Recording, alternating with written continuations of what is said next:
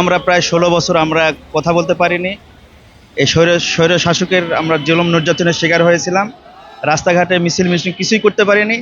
এতদিন পরে এই গণ অভ্যুত্থানে আমাদের এই যে বিজয়, এই বিজয়ের পরে আজকে আমরা মুক্তভাবে আমরা এই সমাবেশে আসতে পেরেছি এবং আমরা মুক্তভাবে কথা বলতে পারতেছি এবং আমরা এই সমন্বিতভাবে আমরা এই সমাবেশে যোগদান করতে পেরেছি। এজন্য আমি নিজের কাছে অনেক ভালো লাগতেছে এবং আমি গর্বিত। আমার ব্যাগের ভিতরে দই আছে, চিড়ে আছে, গুড় আছে। কোরআনী শাসনের প্রয়োজন, যে শাসনের পরিবর্তন হয় না।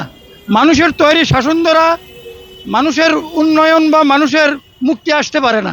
তাই আল্লাহর বিধান দ্বারা মানুষের শাসিত হতে হবে।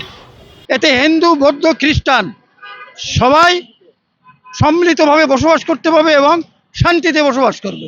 আল্লাহর দিন কায়েম করার জন্য এই উদ্দেশ্যে আমরা যাচ্ছি ইনশাল্লাহ। সৎ লোকের শাসন আল্লাহর দিন কায়েমের জন্যই এই উদ্দেশ্যে আমরা যাচ্ছি।